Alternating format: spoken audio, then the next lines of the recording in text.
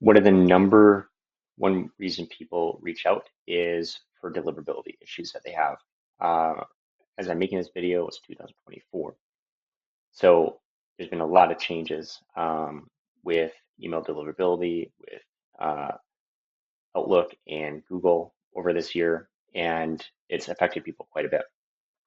Because of that, there's some changes that need to be made. So I'm going to walk through several scenarios on email deliverability, how to check, and the next steps that you need to take. The first part of this is just checking the domain itself.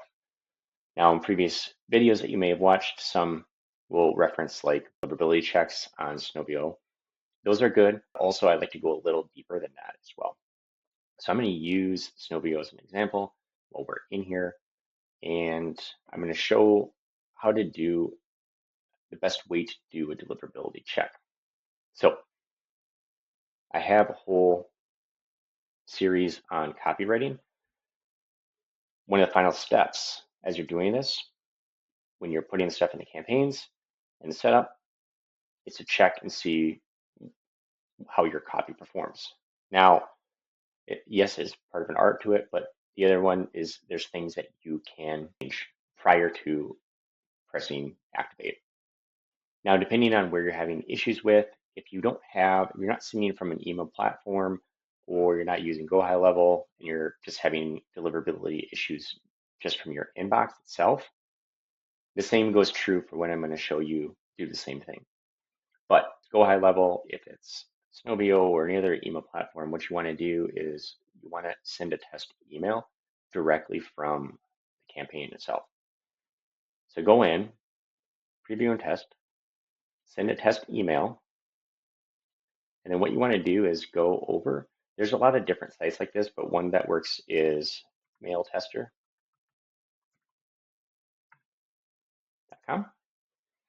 You get like 3 free checks per day.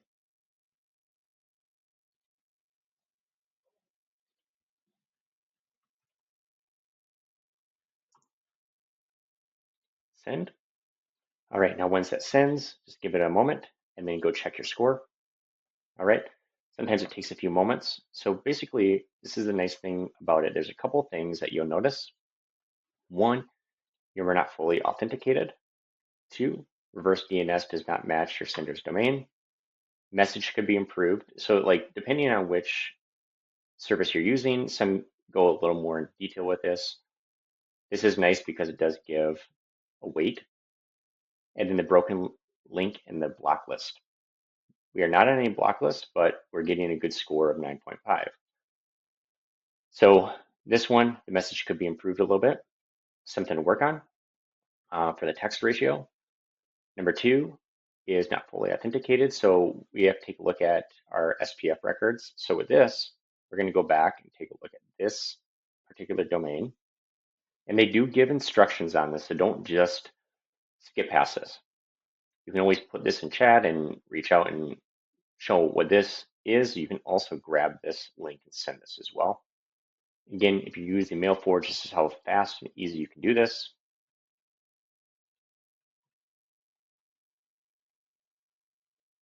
Look at the records. And then what we're trying to find is SPF. So I just do a find option. I mean, it depends on however you want to do it.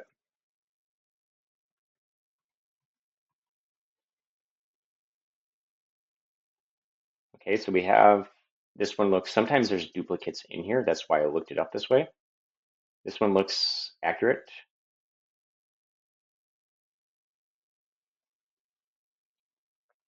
So if it's duplicate or there's not a record in there, go ahead and make that record change. Sometimes you'll see that there's not a DMARC record. The nice thing is with MailForge, they'll create one for you, and you can change like the level that you want on there, which is really, really nice. Instead of just creating and trying to figure out how DMARC works, they do it for you, which is an awesome added service.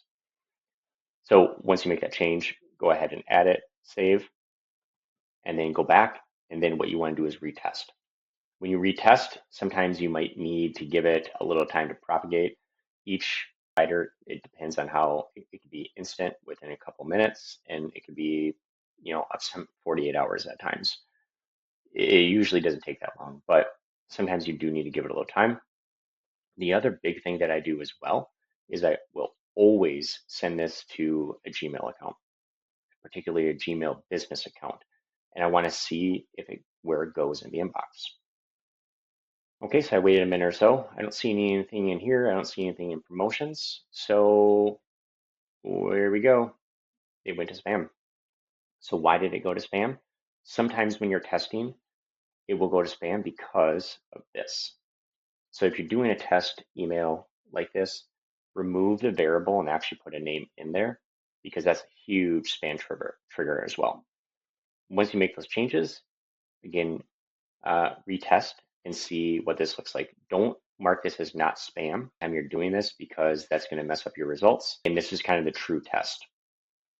So you're making the changes on your DNS, you're sending the emails through the platform, you're checking on Mail Tester, and then you're verifying on your Gmail account or Outlook where it landed. Once you get it in your inbox, you're good to go.